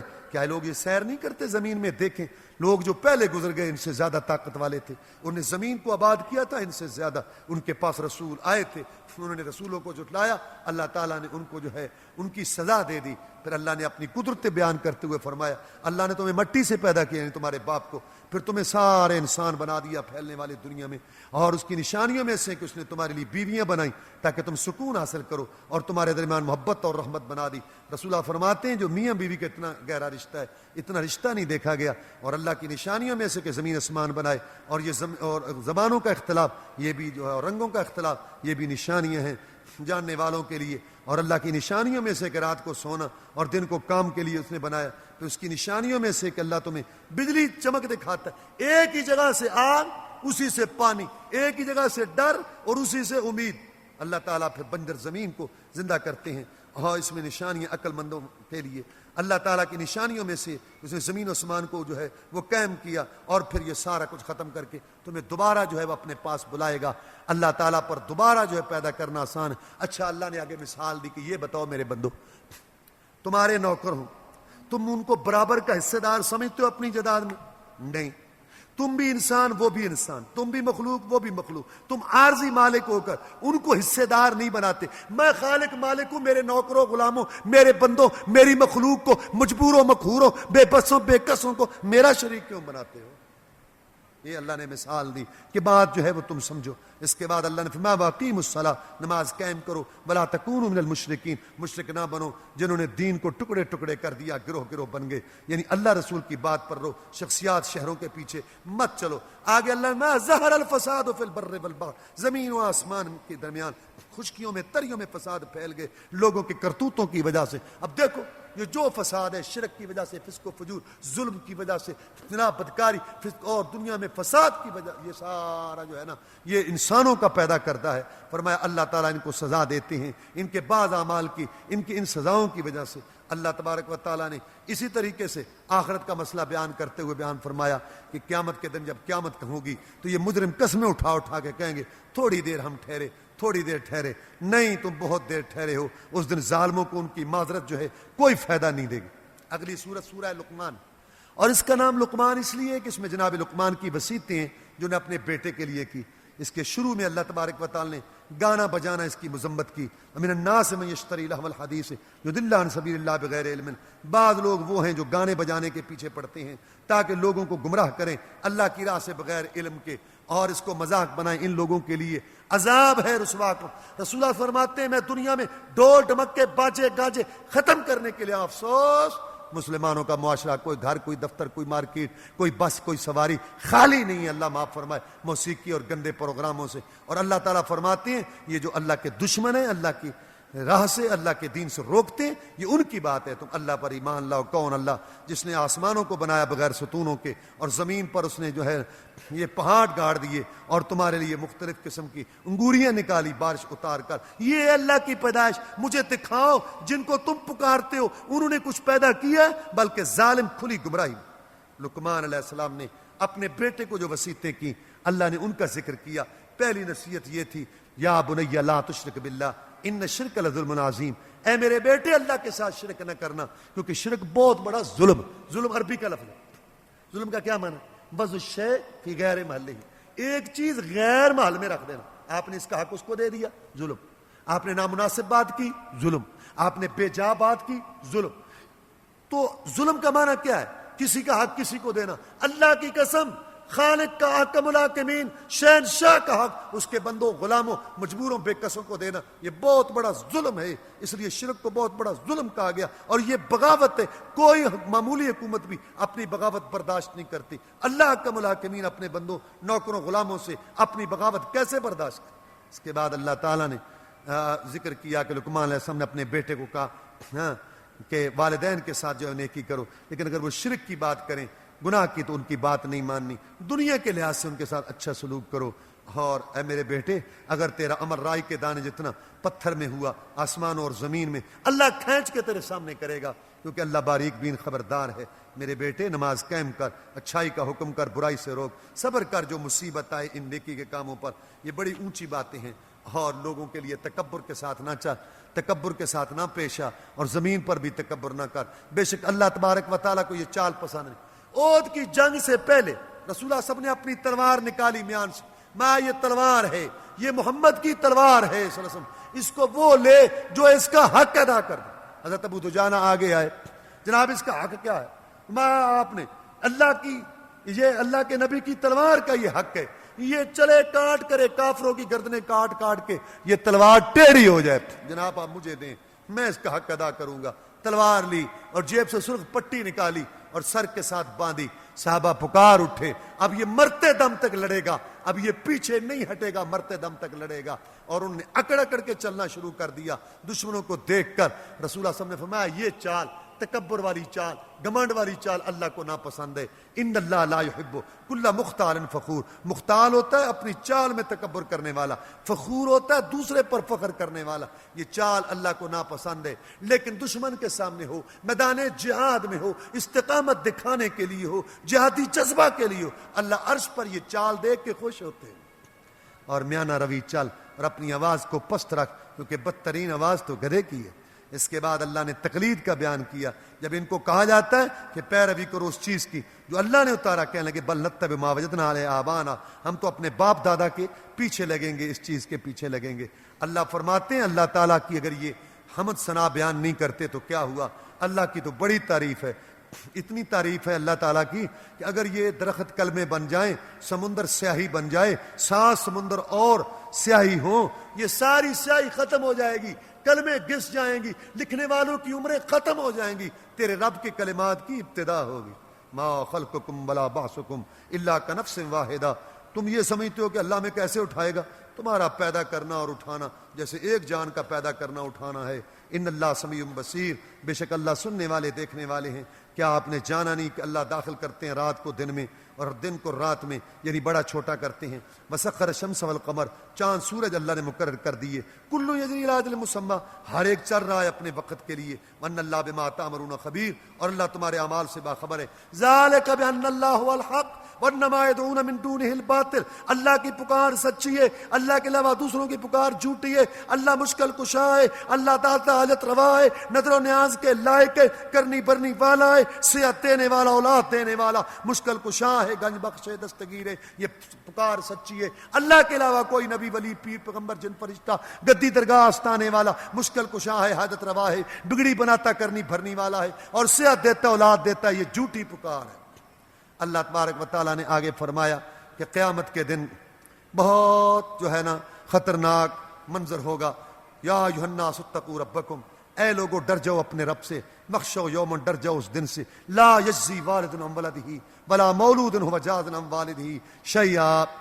اے لوگو ڈر جاؤ اپنے رب سے اور ڈر جاؤ اس دن سے جس دن والد، ہاں والد والد والد اپنی اولاد کے کام، یہ بچہ جس کو تھوڑی سی آگ کی چنگاری کچھ چیز لگے تو بھاگا بھاگا اس کو پھرتا ہے، ان پھول جیسے بچوں کو کیسے جلتا ہوا دیکھے گا؟ ہاں والد اولاد کی پرواہ نہیں کرے گا اور اولاد والد کی پرواہ نہیں کرے گی۔ ان وعد اللہ حق، یہ سچا وعدہ ہے۔ فلا تغرنکم الحیات الدنیا، تمہیں دنیا کی زندگی دھوکے میں نہ ڈال دے کہ اس کے کر و فر ہار سنگار میں، دنیا کی ساج دھج میں لگ جاؤ۔ ولا یغرنکم باللہ الغرور، دھوکے باز شیطان تمہیں دھوکے میں نہ ڈال دے۔ اس کا دھوکہ کیا ہے؟ حدیث میں ہے اس کا دھوکہ یہ ہے، عمر پہلے ختم ہو رہی ہے زندگی اور اس کے وعدے جو ہیں وہ آگے۔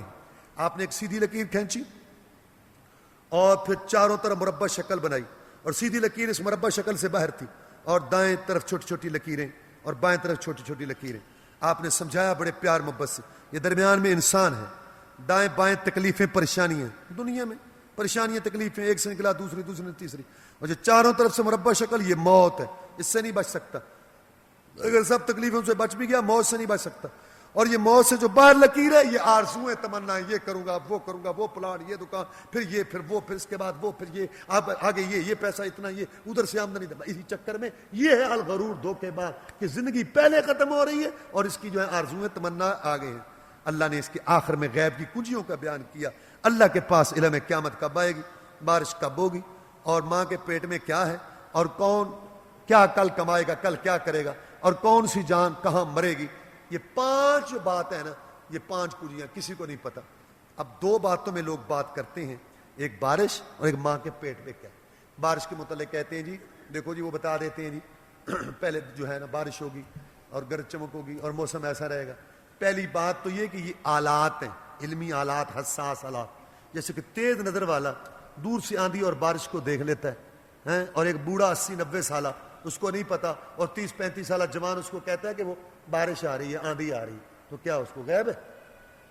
اسی طرح حساس آلات ہیں جو نمی کو محسوس کرتے ہیں، ہوا کے دباؤ کو بتاتے ہیں، تو یہ علم ہے، یہ غیب نہیں ہے، یہ نہ ہو تو کچھ۔ پھر دوسری بات ہے کہ وہ کیا کہتا ہے، امکان ہے، بس یہی فرق ہے اللہ اور بندے کی بات میں۔ اللہ امکان نہیں کہتا، بندہ امکان کہتا ہے، کہتا امکان ہے۔ اور کئی دفعہ اندر خبریں پڑھ کے آتے ہیں کہ بعد موسلادھار بارش ہوگی اور بعد دھوپ چڑھی ہوتی ہے اور چھتری مانگتے ہیں کہ باہر جائیں، اور کبھی کہتے ہیں کہ موسم بالکل خشک رہے گا اور باہر جل تھل بارش ہوتی ہے اور ان کو یعنی کہ مسئلہ بن جاتا ہے جانے کا، یہ ہوتا ہے۔ وَيَعْلَمُ مَا فِي الْأَرْحَامِ، اللہ نے کہا اللہ جانتے جو ریموں میں ہے، ماں کے پیٹ میں ہے وہ کیا ہے، اس کو اللہ جانتے۔ کہتا ہے دیکھو جی آج کل ڈاکٹر بتا، پہلی بات تو یہ ہے اللہ نے فرمایا جو ماں کے پیٹ میں ہے، اس میں بچہ ہے یا رسولی ہے، بچہ ہے یا بچی ہے، یہ بچہ پورا ہے یا ادھورا ہے، پھر لڑکا ہے لڑکی ہے، پھر یہ نیک بخت ہے بدبخت ہے، یعنی اتنی ساری باتوں میں سے ایک بات، اور اس کے متعلق بھی وہ کہتے ہیں کہ ہم 100% دعویٰ نہیں کرتے۔ اور کتنی دفعہ اخبار میں آیا کہ ان کی باتیں جھوٹی۔ ایک آسٹریلیا کا بڑا مشہور واقعہ، پاکستانی آدمی تھا، وہاں شادی کی ہوئی تھی، اس کا حالانکہ وہ بہت ترقی یافتہ ہے، جی لڑکا ہوگا، ساری تیاری لڑکے کی تھی لیکن لڑکی ہوئی، 2 دفعہ ایسے ہوا۔ تو یہ جو ہے نا انسانی علم امکان کی حد تک ہے، لہذا اس کا توڑ نہیں ہو سکتا۔ سورہ سجدہ رسول اللہ صلی اللہ علیہ وسلم جمعے والے دن صبح کی نماز میں پڑھتے تھے، اس لیے کہ اس میں انسان کی پیدائش کا ذکر ہے اور پھر دنیا میں اس کا آنا اور پھر اس کے سامنے 2 راستوں کا واضح ہو جانا، اور جو نیک لوگ ہوں گے ان کے لیے جنت، برے لوگوں کے لیے جہنم۔ چونکہ اس کے اندر قیامت کا اور قیامت کو آنے والے حالات کا تذکرہ ہے، اس لیے آپ جمعے والے دن صبح یہ سورت پڑھتے تھے تاکہ لوگ یہ سورت سنیں تو ان کے ذہنوں میں قیامت کی یاد تازہ ہو جائے، کیونکہ قیامت جمعے والے دن قائم ہونی، قیامت جب قائم ہوگی جمعے کا دن ہوگا۔ تو میں یہی وجہ ہے کہ رسول اللہ صلی اللہ علیہ وسلم نے فرمایا کہ جتنے جو ہے نا یہ مخلوق جتنی ہے انسانوں اور جنوں کے علاوہ سب ڈرتے ہیں جب جمعے کا دن ہوتا ہے، جب سورج طلوع ہو جاتا ہے تو پھر ان کو سکون آتا ہے، اس دفعہ تو معاملہ ٹل گیا۔ اس لیے سورت پر اس میں سجدہ ہے، اس لیے سورت کا نام سجدہ ہے۔ اس کے لیے اللہ تبارک و تعالیٰ نے اس کے اندر فرمایا تنزیل الکتاب لا ریب فیہ من رب العالمین، قرآن کی صداقت یہ نازل شدہ ہے اللہ کی طرف سے، کوئی شک نہیں ہے اس کتاب میں، رب العالمین کی طرف ہے۔ کیا کہتے ہیں کہ گھڑ لیا اس نے؟ نہیں، بلکہ یہ حق ہے تیرے رب کی طرف سے تاکہ تو لوگوں کو ڈرائے۔ اور اللہ کون ہے؟ جس نے آسمان بنائے، زمین اور جو کچھ اس کے درمیان ہے 6 دنوں میں، اور پھر مستوی ہو گیا عرش پر۔ تمہارے لیے کوئی ولی اور سفارشی نہیں ہے اللہ تعالیٰ کے بغیر، اللہ تدبیر کرتے ہیں معاملات کے اور اسی کی طرف سارے معاملات چڑھتے ہیں۔ اللہ نے انسان کو پیدا کیا اور انسان کو بہترین جو ہے نا ایک صورت میں بنایا اللہ تبارک و تعالیٰ نے، اور پھر اس کو سننے والا دیکھنے والا بنایا، لیکن یہ شکر بہت کم کرتے ہیں۔ تمہیں وفات دیتا ہے ملک الموت، تمہاری موت آئے گی۔ کاش کے قرآن پڑھنے والے تو وہ منظر دیکھے جب مجرم اپنے سر جھکائے ہوں گے اپنے رب کے پاس اور اعتراف کر رہے ہوں گے ربنا ابصرنا وسمعنا، اے رب ہمارے ہم نے دیکھ لیا اور سن لیا، فرجعنا ہمیں واپس بھیج، اب ہمیں سمجھ آ گئی ہے نعمل صالحا انا موقنون کہ ہم وہاں جا کے نیک عمل کریں گے۔ اللہ فرماتے ہیں ایسا کبھی نہیں ہوگا، چکھو جو تم بھول گئے تھے اس دن کو، ہاں ہماری ایتوں پر تو ایمان لائے تھے وہ جو مومن تھے بندے، ان کے پہلو جدا رہتے ہیں اپنے بستروں سے، اللہ کو یاد کرتے ہیں ڈرتے ہوئے بھی اور طمع، امید بھی ہے ڈر بھی۔ امید ہے اللہ مہربان ہے، عبادت قبول کرے گا، میرے گناہ معاف کرے گا، میں توبہ کروں گا، اور ڈر ہے کہ اللہ کی پکڑ بڑی سخت ہے، ان بطش ربک لشدید، تیرے رب کی پکڑ بڑی سخت۔ حضرت عمر فاروق فرماتے ہیں رضی اللہ تعالیٰ عنہ، مجھے اللہ تعالیٰ پر مجھے اللہ سے اتنی امید ہے کہ اگر اللہ اعلان کر دے نا قیامت کے دن کہ میں ایک آدمی کو جنت دوں گا باقی سب کو جہنم، تو مجھے اتنی امید ہے کہ ہو سکتا ہے وہ ایک میں ہوں۔ اگر اللہ اعلان کر دے نا کہ میں سب کو جہنم دوں گا اور میں ایک آدمی کو جنت دوں گا تو میں امید رکھتا ہوں کہ ایک میں ہوں، اور اگر اللہ کہہ دے کہ میں سب کو جنت دوں گا اور ایک آدمی کو جہنم دوں گا تو مجھے اتنا ڈر لگتا ہے کہ ہو سکتا ہے وہ میں ہوں۔ اللہ سے امید بھی ہو ڈر بھی ہو، دونوں ہوں، یہ دونوں پر ہیں جن کے ساتھ انسان اللہ کی طرف پرواز کرتا ہے۔ امید ہی امید، امید ہی امید، یہ بھی غلط ہے، شرک ہے، کفر ہے، فسق و فجور ہے، نماز پڑھ نہیں رہا، حلال حرام کی فکر نہیں ہے، زبان کو سچ بولنے کی عادت نہیں ہے، گانا کان جو ہے وہ گانے سننے پر لگے ہوئے ہیں، اور شکل رسول اللہ والی نہیں ہے، شادی غمی ہندو سکھوں کے طریقے پر گھر کا ماحول سب غلط بنایا ہوا ہے، اور کوئی نہیں کچھ نہیں ہوتا، رب مہربان محمد شفیع بیڑے پا، اتنا یہ بھی مسئلہ غلط ہے، وہ کچھ نہیں ہوتا کیوں نہیں کچھ نہیں ہوتا بھائی، بلال رضی اللہ عنہ کیا ضرورت تھی، ان کی چربی سے آ کے انگارے ختم ہوتے تھے۔ اور یہ بھی نہیں ہے کہ یار توبہ کرو اللہ بڑے مہربان ہے، اللہ کہتے ہیں تیرے گناہ جتنے بھی ہیں میرے بندے میری رحمت زیادہ نہیں جی، میں تو پکا جہنمی ہوں، میری تو کوئی صورت ہی نہیں ہے معافی کی، اور نہیں اللہ اور نہیں جی نہیں، یہ بھی غلط بات ہے، درمیان والی راہ، امید بھی ہو ڈر بھی ہو۔ لیکن سن لو عام حالات میں نارمل، جیسے کسی کو موت کا ہاتھ تو نہیں پڑا ہوا، ویسے تو کوئی پتہ نہیں، عام حالات میں ڈر والا پہلو غالب ہو، لیکن جب موت نظر آئے، فرشتے نظر آ جائیں، موت کا وقت آ جائے، پھر امید والا پہلو غالب۔ اور حدیث میں آتا ہے اللہ فرماتے ہیں انا عند ظن عبدی، میں اپنے بندے کے گمان کے ساتھ ہوں، اللہ فرماتے ہیں قیامت کو دو گروہ ہوں گے، مومن جنہوں نے نیک عمل کیے ان کے لیے جنت ٹھکانہ ہوگا، مہمانی ہوگی عمل کی وجہ سے، اور جنہوں نے نافرمانیاں کی ان کا ٹھکانہ جہنم ہوگا۔ جب کبھی نکلنے لگیں گے ان کو پھر واپس لوٹا دیا جائے گا دھکا دے کے اس کے اندر۔ اب جب یہ سنتے ہیں یہ باتیں تو پھر آگے سے کہتے ہیں وَيَقُولُونَ مَتَىٰ هَٰذَا الْفَتْحُ، کہ قیامت کب آئے گی اگر تم سچے ہو؟ اس کا جواب یہ تو ہے نہیں کہ کب آئے گی، کیونکہ اس کا تو اللہ کو پتہ ہے۔ اس کا جواب کیا ہے کہ وہ دن ایسا ہے جس دن تمہارے اعمال ہے کافرو یہ تمہارے کام نہیں آئیں گے۔ اصل مسئلہ یہ نہیں ہے کہ قیامت کب آئے گی، جیسے کہ آپ سے پوچھا گیا کہ قیامت کب آئے گی، آپ نے ماذا اعددت لہا، تو نے تیاری کیا کی ہے؟ اصل بات یہ ہے قیامت تو آ ہی جائے گی، اس کی تیاری کیا ہے؟ اللہ تعالی ہمیں قیامت کے لیے پہلے سے تیار ہونے کی توفیق دے، اور وہاں کے سوالات کے جوابات پہلے سے یاد کرنے کی توفیق دے۔ وآخر دعوانا الحمدللہ رب العالمین۔